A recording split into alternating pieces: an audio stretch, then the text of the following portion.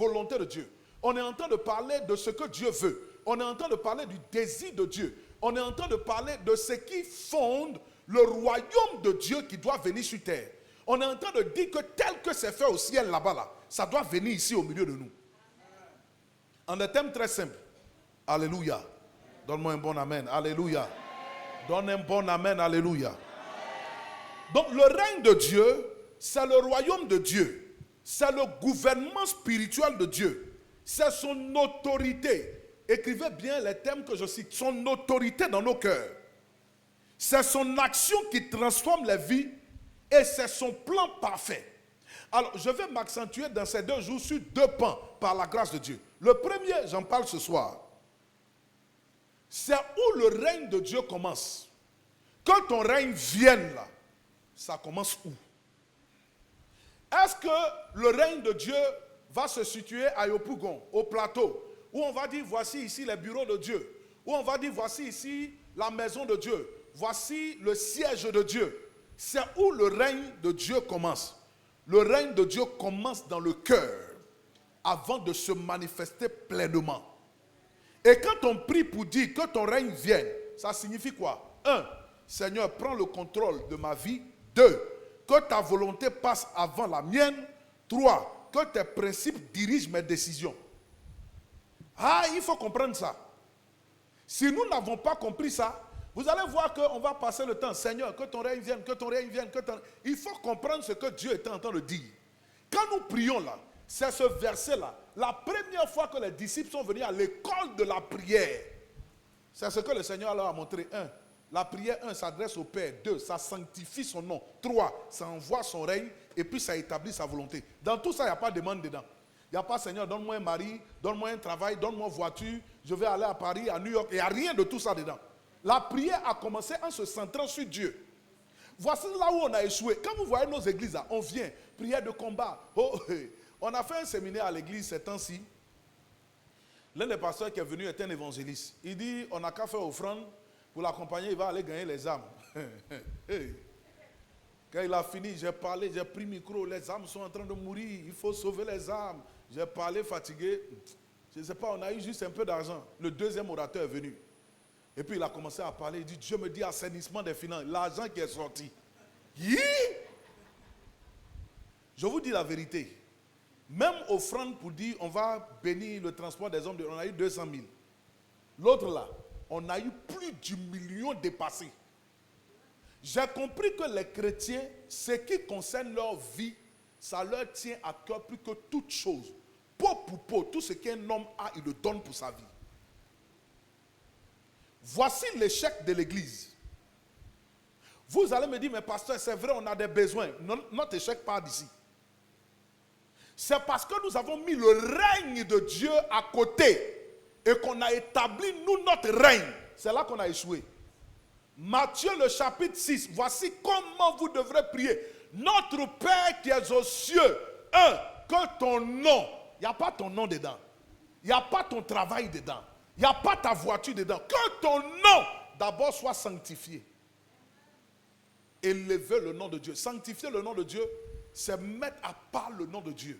C'est respecter le nom de Dieu. 2, que ton règne vienne. Jusque-là, il n'y a pas ton besoin dedans. 3, que ta volonté. 3, il n'y a pas ta volonté dedans. Le règne de Dieu commence où ça? D'abord dans notre cœur. Église de Dieu, écoutez-moi. Tant que nous n'allons pas comprendre cela et que nous serons centrés sur ce qui nous concerne, au lieu de nous centrer sur Christ, nous tous dans notre ensemble, nous échouerons. Alors je répète, number 1. Appeler le règne de Dieu, ça veut dire quoi? Le règne de Dieu d'abord se manifeste pleinement dans ton cœur et dans mon cœur. Numéro 1, le Seigneur doit prendre le contrôle de ta vie. Ça veut dire, il doit régner sur ta vie et ma vie. Numéro 2, sa volonté doit passer avant ta volonté. Numéro 3, les principes de Dieu vont diriger désormais tes décisions. Amen. Père, que ton règne vienne n'est pas une phrase. Ce n'est pas une phrase qu'on récite. Ce n'est pas un verset qu'on récite et puis c'est fini. Non, on va le décortiquer. Alors allons-y, décortiquons. Père, que ton règne vienne est une déclaration d'abandon total et de confiance. Ça veut dire quoi?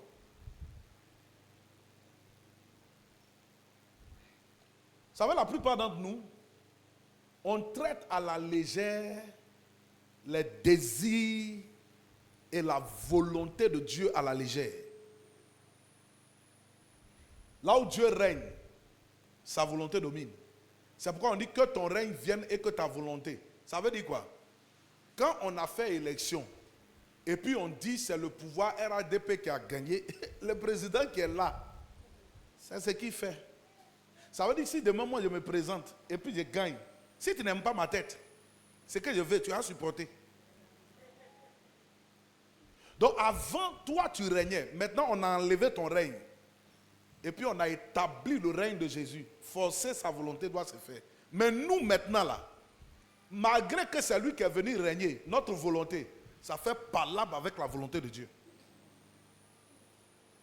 Donc le règne dont on est en train de parler là, on n'est pas venu établir le règne de ton foyer, le règne de tes finances. On est venu établir, votre thème là, c'est que ton règne vienne. On n'a pas dit que toi, ton règne vienne. On dit que le règne de Dieu vienne. Si on avait écrit le thème ensemble, quand on dit ton règne vienne là, c'est bizarre. C'est comme si c'est le règne des responsables, le règne des jeunes. J'allais dire, parce qu'on a qu'à enlever ton règne là. On ne sait pas c'est le règne de qui. C'est Dieu, que ton règne vienne. Mais je suis en train de t'expliquer, c'est ça, c'est ce que le pasteur voulait dire, que ton règne, ce n'est pas toi ton règne, c'est le règne de Dieu. Quelqu'un dit avec moi Dieu. Seigneur Jésus, Saint-Esprit, que toi ton règne vienne dans ma vie maintenant, au nom de... Vous savez, il y a beaucoup de rois. Souvent quand on vient à l'église, il est le roi des rois. On a pensé que comme on dit que nous on est des rois là, on doit régner. Donc c'est notre tour de régner. On a des chansons, c'est mon tour de régner, c'est mon tour de régner. Souvent le Seigneur veut régner, tu luttes avec lui. On est venu te détrôner pour prendre ta couronne, pour établir le règne du vrai roi. Qui est d'accord avec ça? Dis encore, je n'ai pas entendu. Dis Père, que ton règne vienne. Je n'ai pas entendu encore. Père, que ton règne vienne. Je n'ai pas encore entendu. Père, que ton règne vienne. Tiens-toi debout maintenant.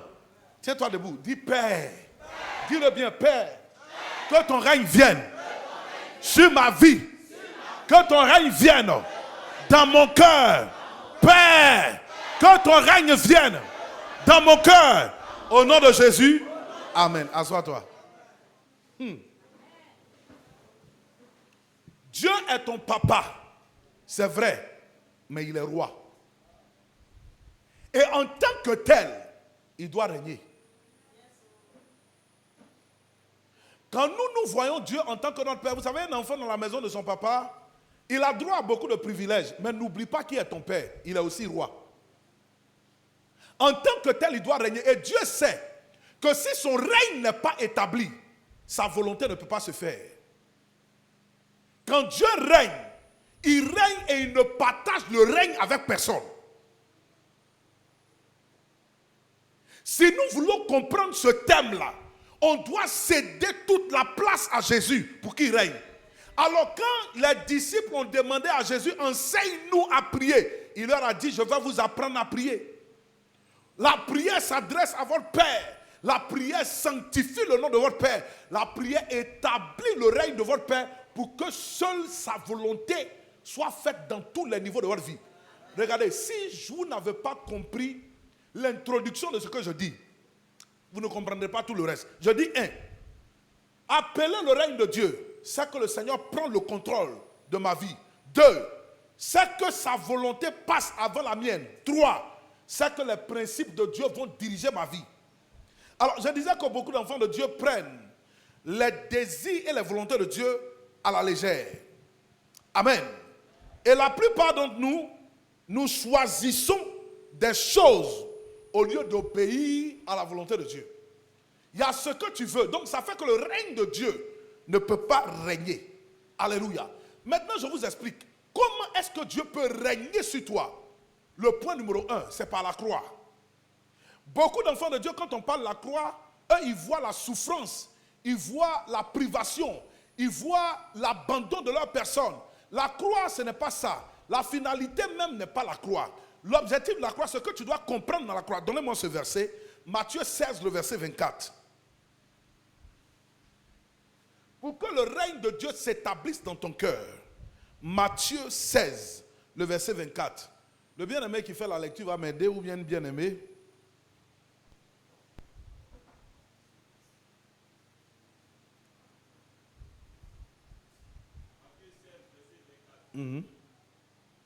Alors Jésus dit à ses disciples, Oui.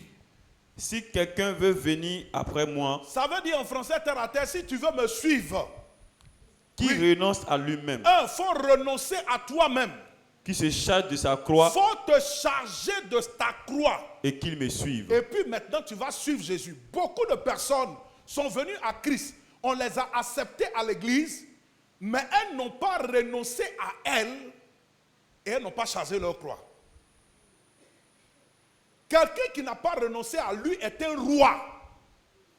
Tu es le chef de ta vie. On t'a accepté à l'église, mais tu n'es pas en train de suivre Jésus. 2, il faut te charger de ta croix par la suite, suivre Jésus. Pour que le Seigneur règne sur toi, il faut mourir. Un autre évangile dit il faut porter chaque jour ta croix. Chaque jour ta croix. Alléluia. Porter la croix, c'est mourir à nos désirs, à nos programmes. Alléluia. Quand tu n'es pas encore mort, ta volonté et la volonté de Dieu vont se confronter. Et souvent nous sommes à l'église, nous faisons des choses, nous sacrifions des choses, nous nous battons pour certaines choses, nous faisons le service religieux, mais nous ne sommes pas morts. Allons-y doucement, nous allons comprendre. Pour que le règne de Dieu vienne, c'est que tu as cédé ta vie, tu as abandonné ta volonté, tu as tout remis entre les mains du Seigneur, et maintenant c'est Jésus qui règne sur toi. Alléluia. 1 Samuel 15, 22.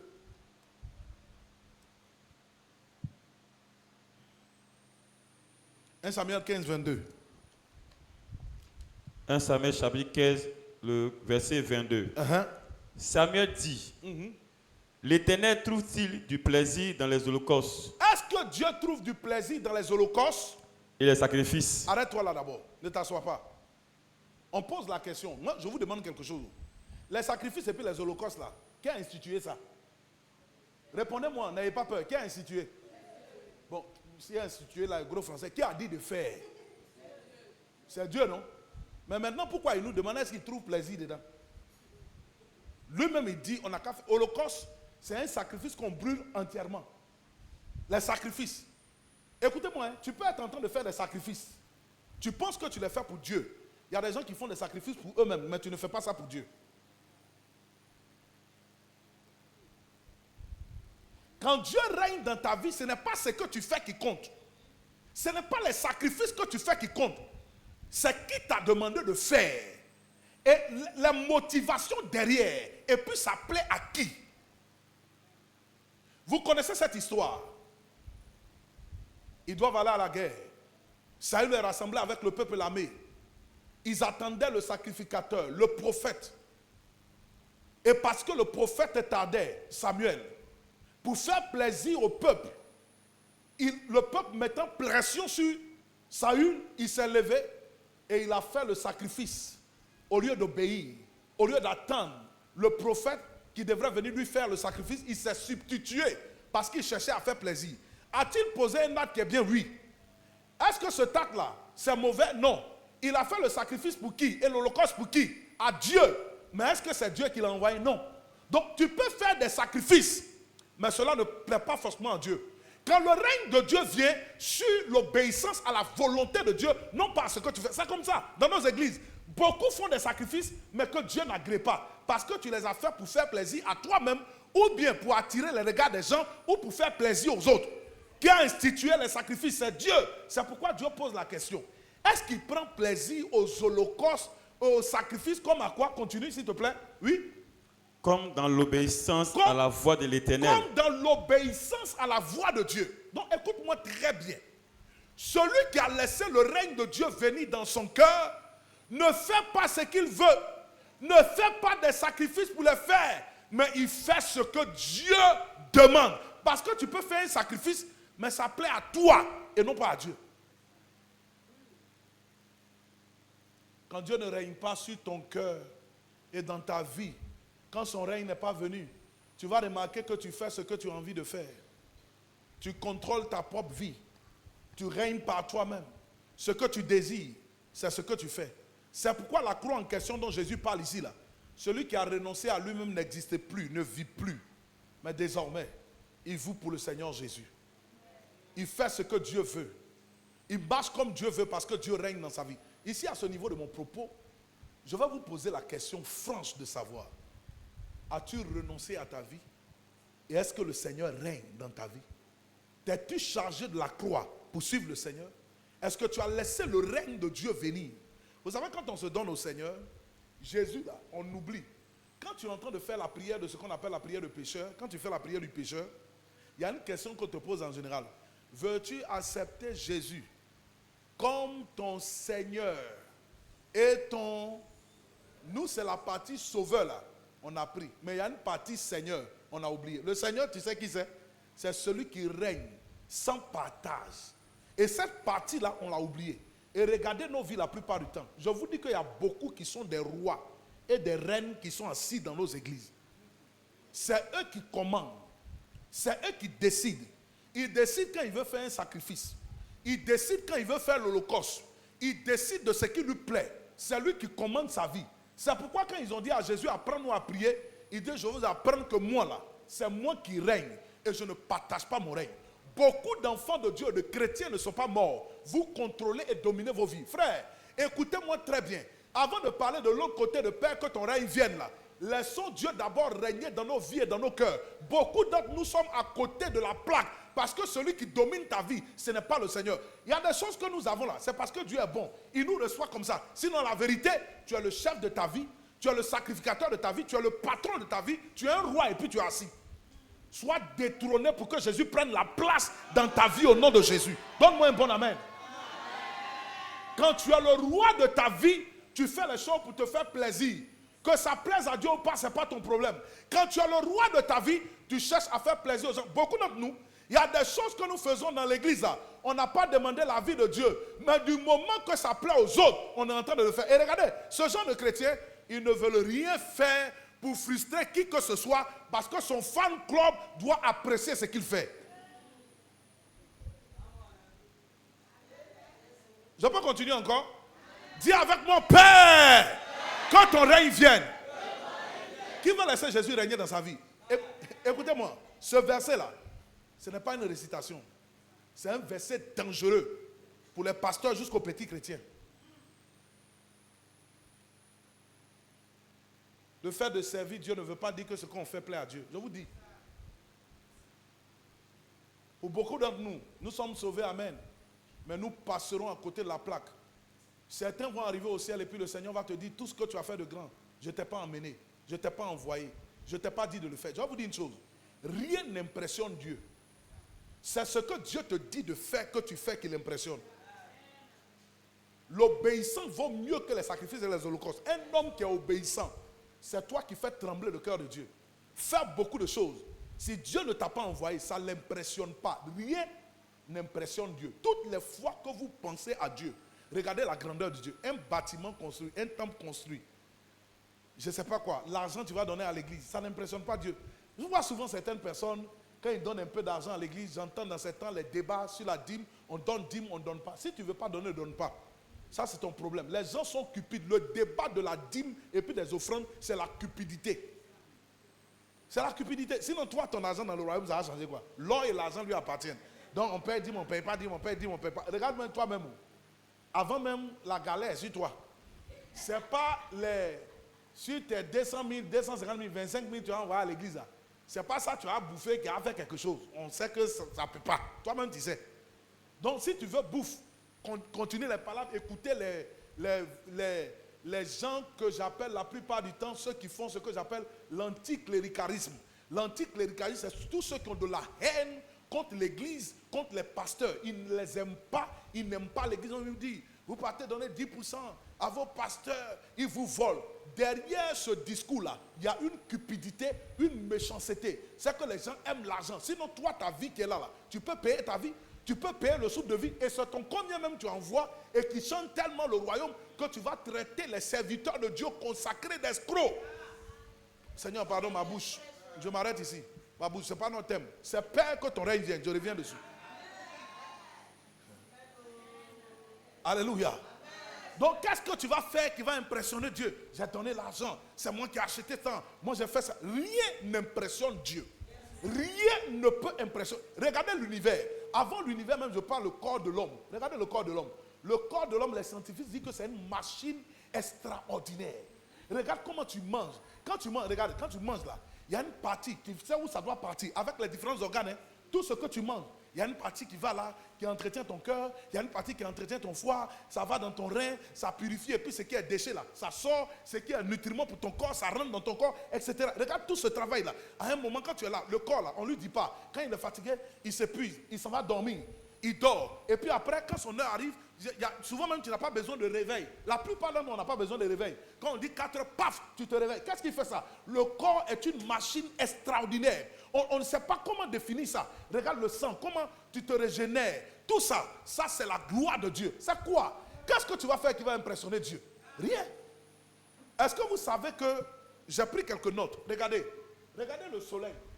Le soleil est un astre qui est un peu plus proche de la terre. Voici ce que les scientifiques disent et je vais vous montrer ça.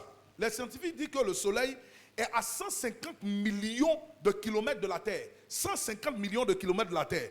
Et il faut à un avion 21 ans.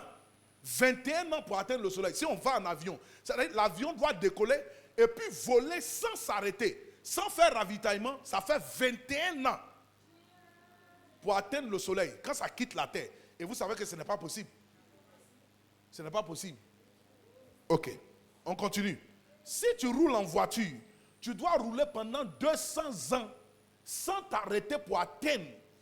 Qui a fait 200 ans depuis que la gloire de Dieu a quitté la terre? Il n'y en a pas.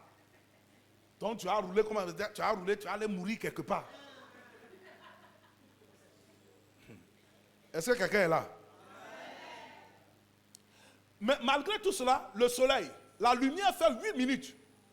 8 minutes, la lumière. Parce que vous savez que la lumière court. La lumière voyage. La lumière fait 8 minutes pour atteindre le soleil. C'est Dieu qui fait ça. 8 minutes, 20 secondes. Quand la lumière, la vitesse de la lumière, quand la lumière s'allume comme ça quitte, ça fait 8 minutes, 20 secondes pour atteindre le soleil. Alléluia. L'étoile la plus proche après le soleil de la terre, l'étoile, parce que les étoiles sont beaucoup éloignées, plus éloignées que le soleil. Donc l'étoile la plus proche de la terre, vous pouvez vérifier ça sur ChatGPT, Google, ces infos-là sont dessus. Pour parler de la grandeur, de l'immensité grandeur de notre Dieu. Regardez autour de vous. Qu'est-ce qui peut impressionner Dieu quand on parle de notre Dieu? Qu'est-ce qui peut l'impressionner? Il a créé le monde. Il parle et puis le monde se crée. Toutes ces choses-là. Donc, quand tu viens à l'église, là, depuis quand tu t'es dit que toi, tu peux impressionner Dieu? Je parle du règne de Dieu. Oh, aujourd'hui, ma louange a impressionné Dieu. L'argent que j'ai donné. Comment toi, tu peux oser dire que cette église-là, elle tient grâce à moi? Tu n'as pas peur. Même si ta bouche ne dit pas que ton cœur dit ça. Attention. Alors, je parlais de l'étoile. L'étoile la plus proche de la Terre, on l'appelle Proxima du Centaure. Et cette étoile-là, elle a 4,5 années de lumière. Et quand on dit ça, c'est-à-dire pour qu'un avion quitte ici pour atteindre cette étoile-là, l'étoile la plus proche de la Terre, ça doit faire 53 milliards d'années. Oui. Il ne faut pas crier hier, c'est la vérité. 53 milliards d'années. Si ça doit quitter pour l'atteindre, qu'est-ce que tu peux faire pour impressionner Dieu? C'est parce que rien ne l'impressionne qu'il dit, laisse pour toi que tu es en train de faire. Appelle mon règne. Parce que ce que moi je dis dans ma volonté, c'est ce qui m'impressionne. On n'impressionne pas le Seigneur. Nous ne sommes pas ici pour faire ce qu'on veut, pour dire ce qu'on veut. On est là pour faire ce que le Seigneur, notre Dieu, le Seigneur des Seigneurs veut. Il dit, vous rentrez dans la ville, vous trouverez un anneau attaché sur lequel personne n'est monté. Quand vous arrivez, si on vous demande, il dit, détachez-le, amenez-moi. Si on vous demande, vous partez où avec lui? Il dit, dites, le Seigneur en a besoin. Ils sont partis, ils ont trouvé les choses telles. Quand ils ont demandé, vous l'envoyez où? Il a dit, le Seigneur en a besoin. Sa seigneurie s'est établie. Personne n'a parlé. Il dit, allez-y avec lui. Parce que quand il parle, personne ne discute. Et ce qu'il veut, c'est ce qui est établi. Alors, je vais vous dire une chose. Pour la plupart d'entre nous, il s'est retiré parce que ta volonté est en guerre avec sa volonté. Il n'y a pas deux capitaines dans un bateau. Comme tu veux régner, il t'a laissé dans son affaire, il est parti. Et la plupart d'entre nous, le Seigneur ne règne plus. On maintient un système, mais Dieu n'est plus là. Jésus veut régner sur ma vie. Il veut régner dans ta vie. Ce thème-là, c'est un thème dangereux. C'est le thème de la mort. C'est le thème où le Seigneur vient régner. C'est le thème où on ne traite pas ça comme ça. Quand un pasteur veut tuer ses chrétiens, c'est là qu'il prend ça. Donc votre révérend a décidé de vous tuer pour laisser la place au propriétaire de l'église. Le patron de l'église, il veut lui donner son église. C'est pourquoi il appelle le règne de Dieu. Tous les petits rois et les petites reines qui sont ici, on est venu casser tous vos trônes. Jésus va régner sur nos vies. Quelqu'un acclame le Seigneur Jésus très fort. Il faut l'acclamer très fort. Il faut l'acclamer très fort. Donnez-moi ces versets. Ésaïe 66, le verset 1 à 2. Alors, dans tout ce que je viens de dire, il y a beaucoup de merveilles. Quand tu regardes tout ça, beaucoup de merveilles. Les disciples étaient en train de crier le nom du Seigneur. Ils rentraient. Les gens sont venus. Les femmes mettaient les pailles. Elles ont coupé les rameaux. Elles chantaient. Les gens sont venus voir Jésus pour dire, nous là, on est des nerveux. Ces gens là, ils crient trop. Demande-leur de se taire. Le Seigneur vous dit quoi? Ils n'ont qu'à se taire. S'ils se taisent même de ces pierres, je vais susciter des adorateurs. La nature adore Dieu. C'est pourquoi si tu te tais, quand on vient à l'église pendant qu'on adore, tu ne connais pas le sens de l'adoration. Dieu n'est jamais serré de toi.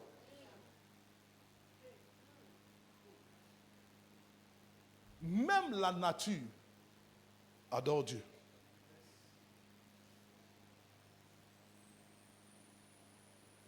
Ce que le roi veut, c'est ce qui doit se faire. Non pas ce que toi tu veux. Bien-aimés, lisons le règne de Dieu. Ésaïe 66, le verset 1 à 2. Ésaïe 66, le verset 1er. Ainsi parle l'Éternel. Ainsi dit Dieu. Le ciel est mon trône. Il dit le ciel est là où il habite. Et la terre mon marchepied. Dans un autre verset, il dit même les cieux des cieux ne peuvent pas le contenir.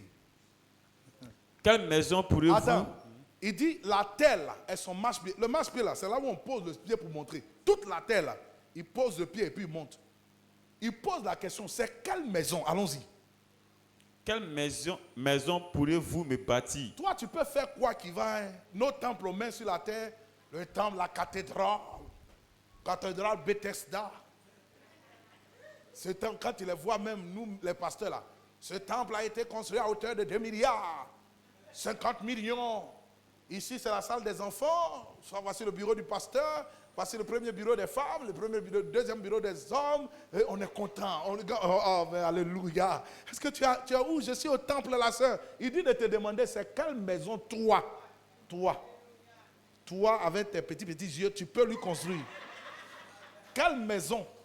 Et à cause de ça, tu es fier. C'est-à-dire, nous, on a construit le temple du Seigneur. Il y en a même qui ont pris comme ça. Seigneur, tout mon argent, j'ai mis dans ta maison. Oh mon Dieu. Il dit de te demander, c'est quelle maison tu peux lui bâtir, lui. Continue. Termine au verset 2. Oui. Et quel lieu me donneriez-vous pour demeure? C'est quel lieu vous allez me donner pour demeure? Continue. Oui. Toutes ces choses, ma main les a faites. Tu comprends, non? Il n'est pas étonné. C'est toi qui es étonné. Sinon, toutes ces choses-là, sa main a construit ça. Continue de lire, oui. Et toutes ont reçu l'existence. dit l'Éternel. Et toutes ont reçu l'existence. Verset combien? Verset 2. Verset 2, oui, c'est fini? Non. Continue. Voici sur qui je porterai mes regards. Voici sur l'homme sur qui je porte mes regards. Sur celui qui souffre et qui a l'esprit abattu. Sur celui qui souffre et qui a l'esprit abattu. Sur celui qui craint ma parole. Sur celui qui craint ma parole. Quand tu souffres et puis tu as l'esprit abattu, tu es humble. Tu ne demandes pas beaucoup de choses. Et puis celui qui craint ma parole. En d'autres termes, celui qui obéit à ma parole. C'est ça qui impressionne Dieu. Dieu n'a jamais été impressionné par tes sacrifices s'il ne t'a pas envoyé. Tu peux être en train de faire des sacrifices et des holocaustes et puis tu es désobéissant. Rien n'impressionne Dieu. Regardez la création. Regardez la création. Regardez autour de vous. Rien. Donc Dieu ne veut pas que tu l'impressionnes. Il veut que tu laisses son règne arriver et que tu lui obéisses. Et pour que tu puisses lui obéir, il faut mourir. Les vivants discutent. Quand tu n'as pas renoncé à toi, c'est là que tu parles plein. Sinon, si tu as renoncé à toi, cadavre, tu viens à l'église. Si elle te dit tout à l'heure, toi tu ne payes plus dîme désormais, tu payes 90% et puis il faut vivre avec les 10%. Tu peux parler, tu es mort. Mais comme tu es vivant, tu vas parler. Ta chair va se lever pour dire pourquoi? J'ai payé ma maison comment? J'ai porté les chaussures comment? Hein, pourquoi on peut faire ça? Mais le pasteur c'est un gros escroc. Pourquoi il peut dire ça? Pourtant souvent c'est Dieu qui parle dans sa bouche. Pourquoi? Quand tu entends les pourquoi, c'est les vivants qui demandent pourquoi. Sinon cadavre. Si on veut prendre une robe togolaise pour t'habiller, on t'habille, tu ne peux pas. Parce que tu n'as pas renoncé à toi, tu es assis, tu es le patron. Parle! Alors Dieu dit que tout ce que tu fais, rien ne l'impressionne. Est-ce que quelqu'un peut laisser le règne de Dieu arriver? Dis avec moi, Père, que ton règne vienne. Oui. Si nous laissons le règne de Dieu arriver, sa gloire va éclater. Yes. Donne-moi ce verset, 1 Roi 8, le verset 27. Allons-y vite, 1 Roi 8.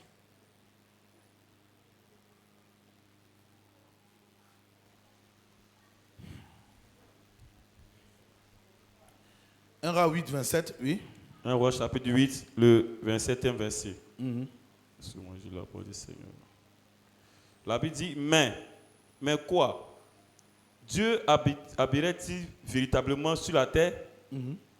Voici, les cieux et les cieux des cieux ne peuvent te contenir.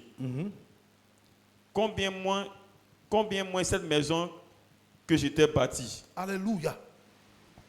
Écoutez ici. La Bible dit.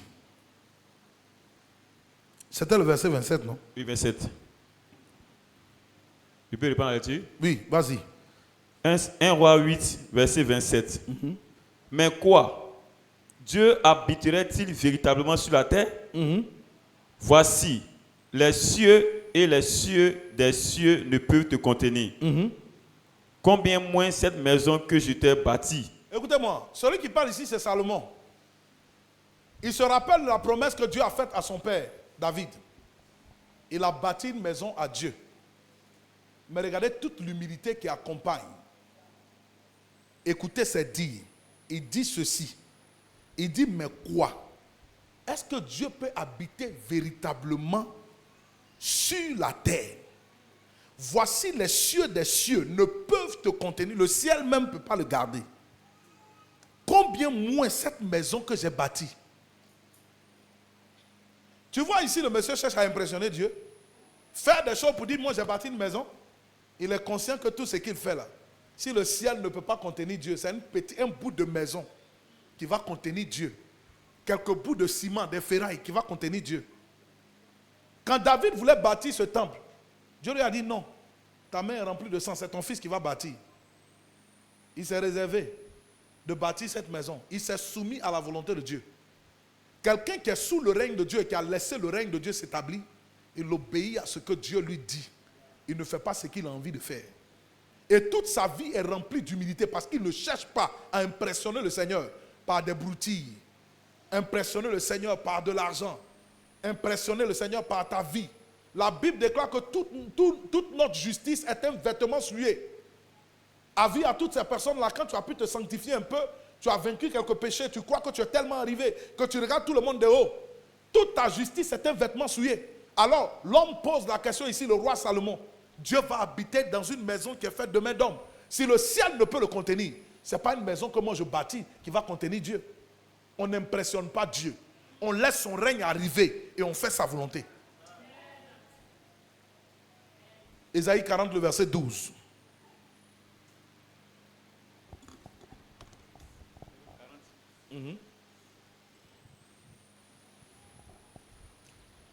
Ésaïe 40, le verset 12. Oui. Qui a mesuré les eaux dans le creux de sa main? Alors on parle de Dieu. Regardez comment il construit le monde. Regarde toute la terre qui est là, les eaux de la terre. Il mesure ça dans le creux de ses mains. Est-ce que tu imagines? Toi, ta petite main là même ne peut pas attraper l'eau. Quand tu veux laver ton visage, tu mets ici, ça verse. Lui, il mesure toutes les étendues d'eau dans sa main. C'est quoi tu fais à l'église qui impressionne Dieu? Quand tu viens chanter, demande-lui, Seigneur, c'est ce chant que je dois chanter, tu veux l'impressionner. Parce que tu as écouté Denoa Amanda chanter. On ne peut pas respirer, oh, rete broche. Tu n'es pas Dena. Elle chantait là-bas, c'est ce que Dieu voulait. Ce n'est pas ce que Dieu veut ici. Tu as écouté Deborah Lukalou, on ne peut plus respirer. Tu as écouté un chant qui était quelque part. Nous, on vient de très loin. Tu as quitté loin où? On connaît ton village, tu as quitté Atoumodi ici, tu ne viens pas de loin. Mais tout ce qui t'intéresse, c'est impressionnant. Vous voyez, les chrétiens, c'est leur vie ça. Faire ce que tout le monde fait. Être à la mode. C'est ça qui les... Ça n'impressionne pas Dieu. Tu peux te mentir à toi-même, tu peux mentir aux hommes. Mais Dieu n'est pas impressionné par quelque chose. Ce que tu chantes doit venir du cœur de Dieu. Ce que tu dis doit venir du cœur de Dieu. Parce que qui règne, ce n'est pas toi. Ce n'est pas votre groupe musical. C'est le Seigneur Jésus qui règne. Il y a beaucoup d'œuvres que nous faisons sur la terre qui n'ont aucune valeur éternelle devant Dieu. Parce qu'il ne t'a pas envoyé. Parce qu'il ne t'a pas envoyé. Demandez-moi, combien d'enfants de Dieu luttent après la volonté de Dieu et qui veulent établir le règne de Dieu? Qui disent au Seigneur, non pas ce que je veux. Si ce programme que je veux faire, ce n'est pas toi, Seigneur, je laisse. Si cette soeur que je veux marier, ce n'est pas toi, je laisse. Mais toi, depuis que tu as vu femme claire, tu trembles comme ça. Si le pasteur dit non, frère, prie un peu, non, on veut attaquer mon mariage. Parce que tu fais ce que tu veux. Surtout dans les églises, quand femme devient amoureuse, il y a Caillou ici, et puis il y a Pierre. La pierre taille un main ici. Quand tu parles, elle n'écoute pas. Les plus gros palabres, ça sort quand les soeurs deviennent amoureuses. On leur parle, elles n'écoutent plus jamais. Dis-lui seulement, attendons, reportons un peu le mariage, tu as eu problème. Parce que les gens règnent par eux-mêmes. Ils n'écoutent pas le Seigneur. Tu peux aimer quelqu'un, tomber amoureux de lui et puis Dieu n'est pas dedans. Tu peux tomber amoureuse et puis Dieu n'est pas dedans. C'est pourquoi la Bible dit ne réveillez pas l'amour avant qu'il ne le veuille. Avant qu'il ne le veuille là, avant le temps de Dieu. Tu as réveillé un amour qui n'est pas de Dieu. S'il dit laisse, laisse. Je vais un peu vite en besogne. La volonté de Dieu, le règne de Dieu, ça fait mal. Quand Dieu veut régner, ça veut dire qu'il y a un autre roi qui doit tomber. Chaque fois que Dieu règne, il y a un autre roi qui est là, qui doit partir, qui doit laisser son trône. La volonté de Dieu, ça fait mal. Souvent, ça fait pleurer. Quand tu es en train de faire, papa, je veux pleurer, mais il dit, il faut faire, c'est ce que je veux. C'est à qui tu embauches comme servante, elle est dans ta maison, elle fait ce qu'elle veut.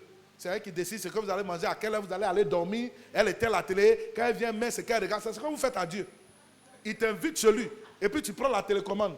Il dit, allons sur MCI, tu dis, non, non, moi c'est les nounous, j'ai regardé aujourd'hui là. Je ne peux pas. Il dit, allons prier, tu dis, non, moi, je vais faire le programme. Il dit, il y a programme à l'église, il faut être là le soir. Il dit, non, je vais venir à la fin le vendredi. Là, c'est la fin. Là, je prends la bénédiction en global. J'en globalise ça. Et puis là, c'est bon. Il a parlé jusqu'à, vous savez, quand Dieu il parle, arrivé à un moment, quand tu n'écoutes pas, il se tait. Parce que c'est toi qui règnes. Tu n'es pas mort. Le drame de l'église, là, c'est ça. Les rois et les reines qui sont assis dans l'église.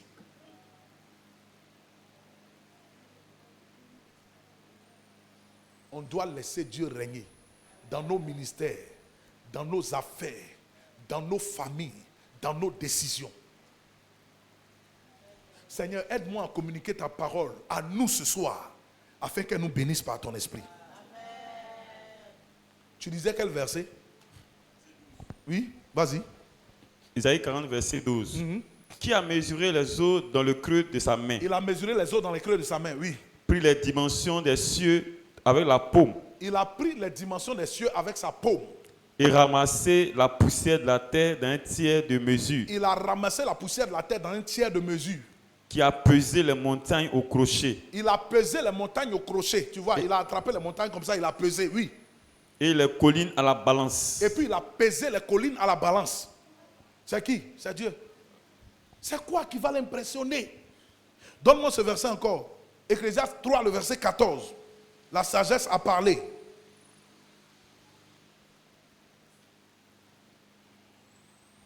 Ecclésiaste chapitre 3, verset 14. Oui. J'ai reconnu que tout ce que Dieu fait durera toujours.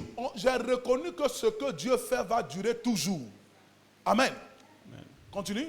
Qu'il n'y a rien à y ajouter Il n'y a rien qu'on peut ajouter. et rien à en retrancher. Rien à retrancher. Ce que Dieu fait, c'est ce qui dure.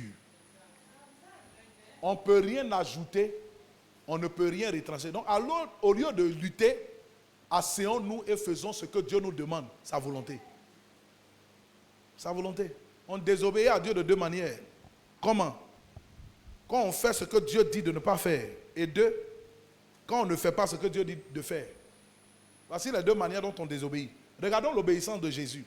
Jésus est un modèle et il nous l'a montré. Jean 5, le verset 19. Et tu me donnes Jean 5, 30. Allons-y. Jean 5, 19. Regardons le modèle parfait, Jésus-Christ. Oui. Jean 5, le verset 19. Jésus reprit donc la parole et leur dit, en vérité, je vous le dis, en vérité, je vous le dis. le Fils ne peut rien faire de lui-même. Le Fils ne peut pas faire quelque chose de lui-même. Quelqu'un me claque les doigts, fait comme ça. Tu ne peux rien faire de toi-même. Jésus dit, lui, il ne fait rien de lui-même. Donc quand tu fais les choses de toi-même, ce n'est pas Dieu qui règne. C'est toi qui règnes. Église de Dieu, écoutez-moi s'il vous plaît. Quand tu fais les choses de toi-même, c'est toi qui règnes. Jésus, notre Seigneur sur terre, ne faisait rien de lui-même. Qu'est-ce qu'il fait? Allons-y, oui. Il ne fait que ce qu'il voit faire Au Père. En d'autres termes, il regarde le Père et c'est la volonté du Père qu'il accomplit. Combien de chrétiens, de serviteurs de Dieu regardent le Père et accomplissent ce que le Père veut? Verset 30 du même chapitre. Allons-y. Au verset 30. Oui. Je ne puis rien faire de moi-même. Il dit de lui-même, il ne peut rien faire. Selon que j'entends, Selon ce qu'il entend, je juge. il juge. Et mon jugement est juste. Et mon jugement est juste. Parce que je ne cherche pas ma volonté, Je ne cherche pas ma volonté. mais la volonté de celui qui m'a envoyé. Alors la plupart d'entre nous, on cherche notre volonté. Il ne fait rien de lui-même. Il entend et il juge. Il regarde et il juge. La capacité de suivre le Père, de l'entendre, de l'écouter et de juger. Et ton jugement est juste parce que tu ne cherches pas ta volonté, mais la volonté du Père. Appeler le règne de Dieu, c'est le laisser dominer tout dans notre vie. Prendre la première place. Donnez-moi un bon amen. Amen. Regardez la vie de Jésus. Il a passé 30 ans. À 12 ans déjà, il savait qui il était. Quand vous lisez la Bible, il dit qu'il est venu. Vous ne savez pas que je dois m'occuper des affaires de mon Père. Donc à 12 ans, il savait qui il était. Mais son temps n'était pas encore arrivé. Il a attendu à 30 ans avant de se lancer dans le ministère. À 30 ans là, qu'est-ce qu'il faisait? Il était charpentier. Les aveugles étaient là. Les paralytiques étaient là. Il voyait les gens. Il pouvait prêcher. Mais il a tapé 30 ans aujourd'hui. Quelqu'un s'assoit à l'église. On le fait attendre 30 ans avant de prendre le micro. Il y a longtemps, il a créé son église. Longtemps. Ah, mais ça, on connaît ça. Il veut bloquer mon nom. Parce que toi, tu penses que tu vas faire quoi? On n'a pas encore vu. C'est le même qui te sort, rentre là, que tu vas aller faire là-bas. Calme-toi. Souvent, ce que vous voyez les gens partir là, c'est la précipitation. Jésus a tapé 30 ans. 30 ans. Il est en Israël. Il marche à côté de il voit les gens, il salue. Et pendant ces 30 ans, il était charpentier. Charpentier. En Baoulé, on dit, oh, Pongo soit, oh, Pongo soit sous. Il se promène avec bois comme ça dans la ville. Ah, Jésus, c'est toi? Il dit, oui, ça va. Il y a la toiture de maman Marguerite qui est tombée. Il est là-bas. 30 ans. Il a attendu comme ça de 1 à 30 ans. Quelqu'un qui est venu sauver le monde. Si c'est nous aujourd'hui, là, la démangeaison, à quand ma gloire, la puissance de l'accélération. Quand je serai accéléré, Père, envoie l'onction. Il y a des gens, ce n'est pas des mots qui te fatiguent. La volonté de Dieu pour toi n'est pas encore arrivée si tu dois attendre à temps.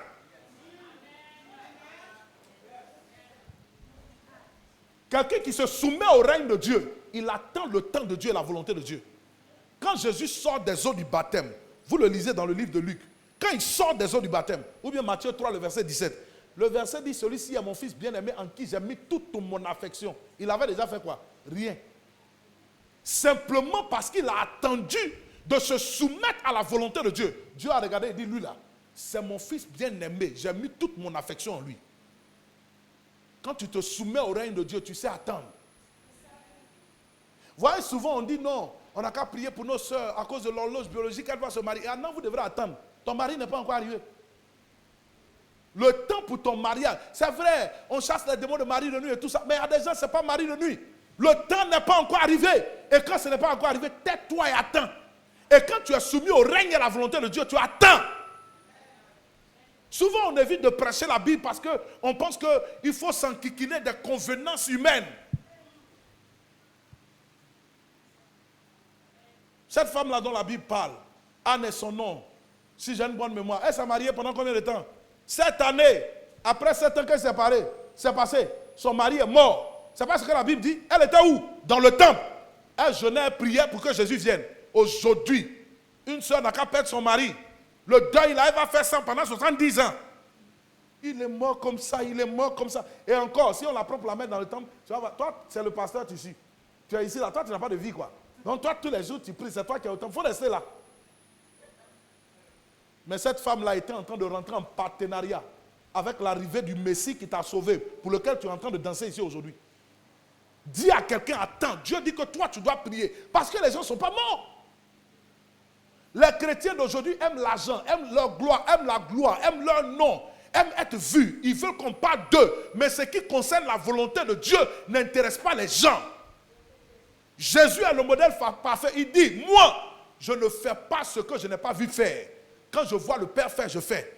Tu peux attendre comme ça des années où tu es là, tu ne vois rien. Tu sais le plan de Dieu sur ta vie. Jésus savait qu'il était le Messie, mais il attendait le temps. Quand le temps arrivait, il allait se soumettre à Jean-Baptiste. Jean-Baptiste dit non, laisse faire afin d'accomplir ce qui est juste. Qu'en est-il de toi? Où as-tu placé le règne de Dieu dans ta vie? Où l'as-tu placé? Qu'est-ce que tu es en train de faire? Alors, je disais tantôt, il y a beaucoup de ministères que vous voyez là, qui ont désobéi au Seigneur. Ils ne sont même pas dans les voies du Seigneur. Deuxième exemple du ministère de Jésus. Lazare est malade. On s'en va le voir. Et on lui met la pression. Lazare, ton ami est malade. Viens, tu vas aller prier pour lui.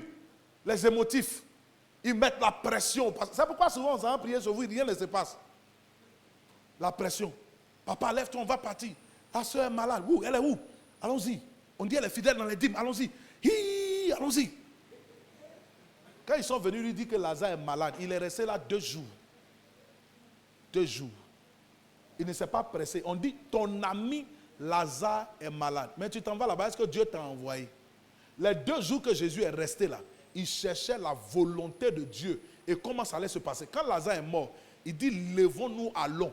Notre ami Lazare est mort, je vais le ressusciter. Il dit, il dort, je vais le ressusciter. Pourquoi? Parce que Dieu l'envoyait plus pour une résurrection que pour une guérison. La gloire qu'il y a dans la résurrection est plus puissante que la gloire d'une guérison. Donc, si lui, il s'est levé pour dire non, Lazare chez qui je mange, je m'en vais, allons-y. Et la plupart, c'est le piège que nous avons dans nos églises. Tu sais, quand le règne de Dieu n'est pas sur toi, tu fais les choses pour faire plaisir aux hommes. C'est comme ça. Parce que ce n'est pas Dieu qui règne sur ta vie. Ce sont tes camarades qui règnent sur toi. Tes soeurs en Christ et puis tes frères en Christ, ça c'est eux qui règnent. Donc, tu ne veux pas les décevoir. On ne déçoit pas le roi. Non, tu as fait. Jésus est resté là. Lazare est mort. Quand il est venu, on dit, si tu avais été ici, il ne serait pas mort. Il dit, non, je suis venu, c'est le temps. Et quand il est parti, on connaît tous la suite de l'histoire. Lazare est ressuscité. Jésus le même, dans son ministère, qui est soumis au Père. Un homme est malade 38 ans à la piscine de Bethesda. On dit cette piscine-là, il y avait beaucoup de malades qu'on couchait là. Jésus n'est pas arrivé pour dire, voilà, alignez-moi les malades. Le ministère va commencer maintenant. Tous les cancers vont disparaître ce matin. Souvent, on est venu au culte là, c'est les gens qui ont mal à la tête. Il y a 2 seulement que Dieu veut guérir. Mais toi, ça te gêne. Quand tu es là, tu es gêné. On est venu comme ça, mais c'est seulement 2. Tu penses qu'on est là pour toi? que tous les cris le pasteur a fait là, c'est 2 femmes seulement qui sont tombées. Mais Dieu dit, il veut toucher ton problème dedans, il est quoi? Et puis les gens pensent que quand on vient à l'église, on est là pour leurs émotions, leur faire plaisir. Je dis, votre pasteur, ce genre de thème là, c'est dangereux. Hein? Jésus est rentré, le monsieur a 38 ans de maladie. Il y avait les bébés même qui avaient insuffisance rénale, ils étaient là. On dit quand l'ange vient une fois de temps en temps, le premier qui plonge dans l'eau, il est guéri. Jésus est venu, le monsieur qui a 38 ans de maladie, il a guéri, il est sorti par la porte, soit il est parti. Il y a une femme qui crie, moi aussi, pardon, il faut avoir pitié mon enfant. Nous, ça fait 5 ans on est là. Il n'a même pas écouté. Parce que le père lui a dit, quand tu vas, il y a un monsieur qui a fait 38 ans, tu le guéris, tu sors, tu t'en vas. C'est Dieu qui décide. Le roi fait ce qu'il a envie de faire, il le fait quand il veut, au moment qu'il veut, et on a appelé à se soumettre. C'est nous qui sommes là dans les émotions. On cherche à faire plaisir aux gens. C'est pourquoi on échoue la plupart du temps. On n'a pas demandé à Dieu et on est allé se présenter là-bas. Les gens qui disent non, le Seigneur guérit. En ce moment, allons à l'hôpital et puis sortons tous les malades, guérissons-les. C'est pas là-bas ils sont. Allons-y là-bas. Tiens-toi devant l'hôpital et puis dis sortez, vous êtes guéris, vous êtes guéris. Non, la Bible dit, par moment le Seigneur guérissait tous les malades. D'autres fois, il a guéri quelques-uns, il est parti. Lisez la Bible.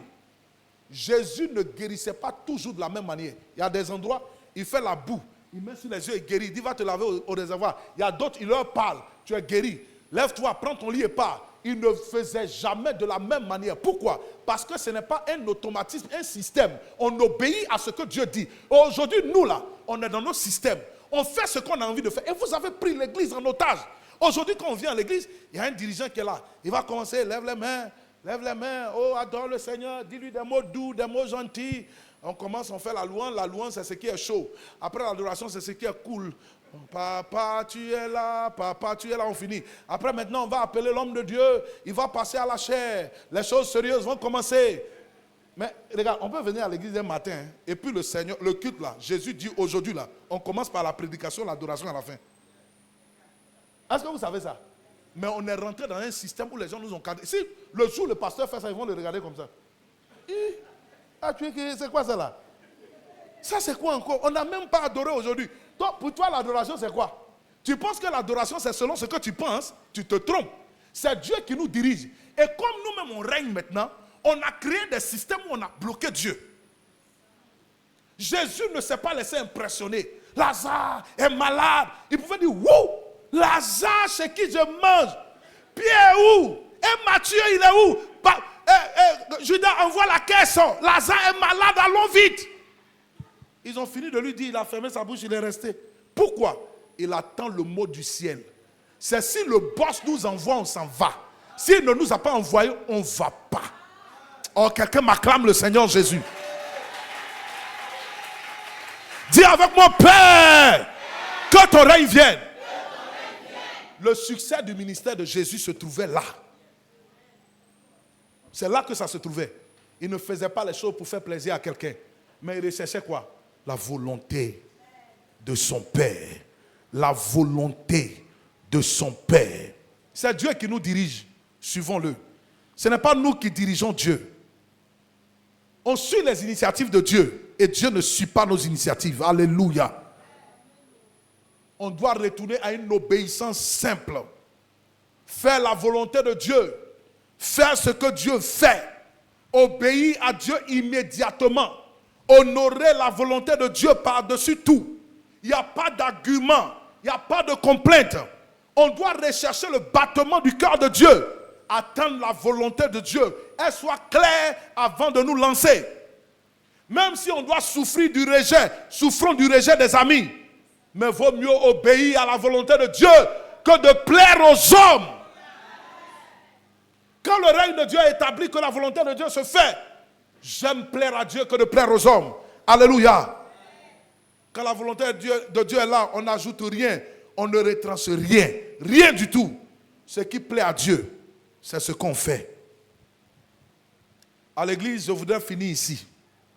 On peut être occupé à toutes sortes de choses sans être dans la volonté de Dieu.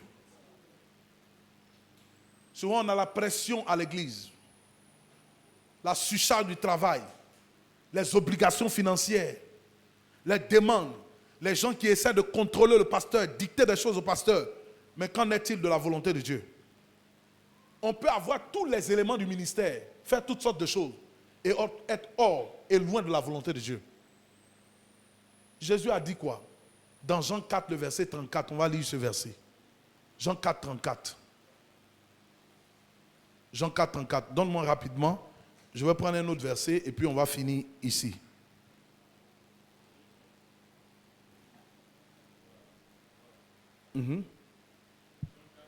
Oui. Jésus va leur dire, ma nourriture ma nourriture est de faire la volonté de celui qui m'a envoyé et d'accomplir son œuvre. Ah. Est-ce que vous savez que sans la nourriture, on ne peut pas vivre? C'est pourquoi moi souvent je dis que l'homme, pour vivre, il mange. Et puis l'homme mange pour vivre. On mange pour vivre et puis on vit pour manger. Je répète, l'homme mange pour vivre et puis on fait quoi? On vit pour manger. C'est la vérité. Tout à l'heure quand on va quitter ici, là, ça vous attend. Il n'y a pas quelqu'un qui ne mange pas.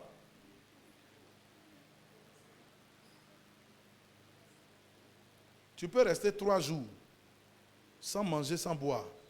Au-delà, c'est un problème. L'homme mange. Quand Jésus dit « Ma nourriture, c'est de faire la volonté de celui qui m'a envoyé et d'accomplir son œuvre », il dit « Ce qui me fait vivre là, c'est quand j'accomplis la volonté de Dieu. » Nous, ce n'est pas notre cas. Hyper indépendant. Faisons les choses que nous voulons. Dieu n'est pas celui qui règne dans nos vies. Ne courons pas le risque de nous retrouver devant Dieu. Et puis il va nous dire tout ce que tu as fait là. Je ne t'ai pas envoyé. L'une de mes prières favorites, c'est Père, que ton règne vienne. Pasteur, que Dieu te bénisse. Je prie ça. Je n'ajoute rien. Père, que ton règne vienne, que ta volonté soit. Je prie ça depuis des années que j'ai compris. Beaucoup de choses que nous faisons, poussées par l'orgueil, l'envie, le désir d'être reconnu, de se faire voir. On est là, on fait des choses. On veut que le monde nous voie.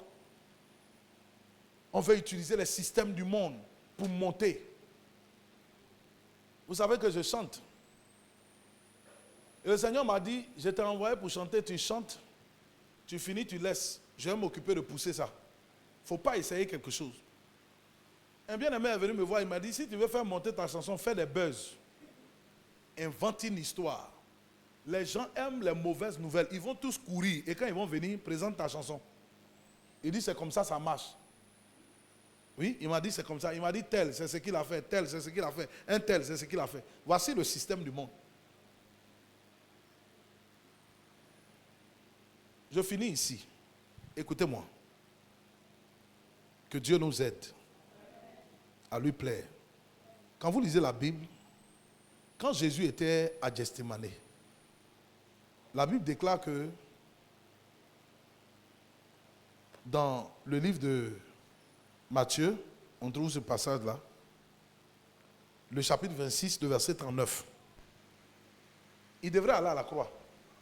Il priait en disant ceci, Père, s'il est possible que cette coupe s'éloigne de moi, toutefois, non pas ce que je veux, mais ce que tu veux.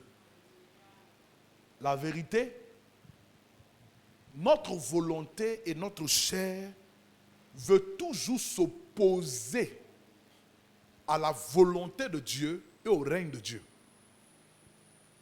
Jésus avait que 33 ans. 33 ans, ce n'est pas un âge pour mourir. Et le Père est venu et a dit, fais don de ta vie. Sa chair lui disait non. Et il a prié pour dire à Dieu, Seigneur,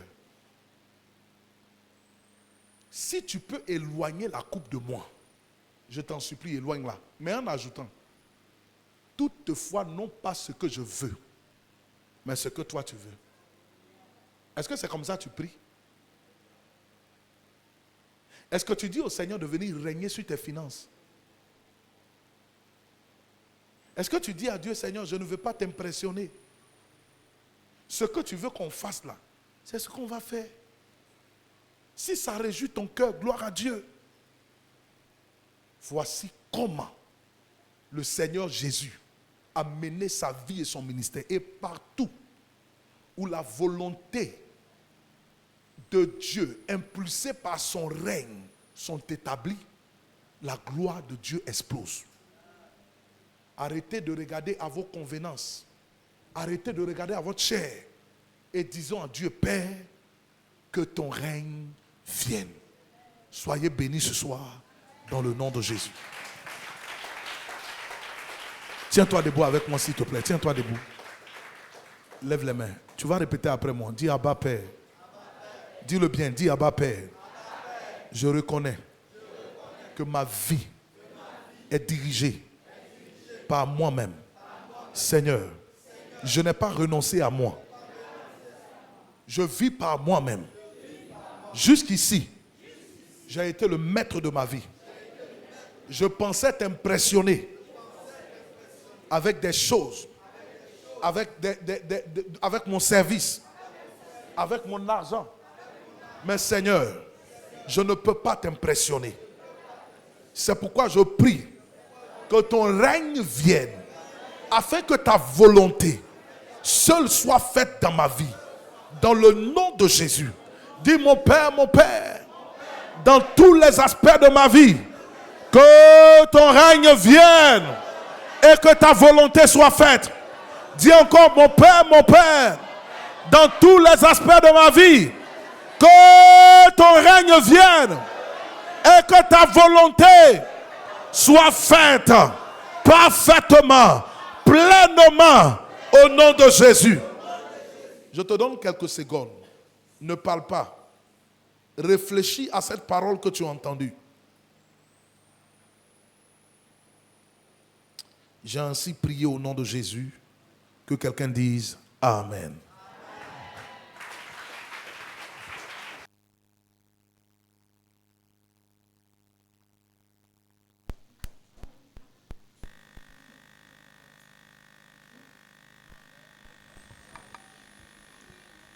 Alléluia. J'ai dit Alléluia. Qui a été béni ce soir? Est-ce que tu peux acclamer très fort? Lève-toi de ta place et acclame très fort Jésus, s'il te plaît. Acclame Jésus, s'il te plaît. Qu'est-ce qu'on va dire au pasteur? Que Dieu te bénisse. Amen. Ça, c'est le round numéro 1. Amen. Prends une offrande rapidement et nous allons rendre grâce à Dieu.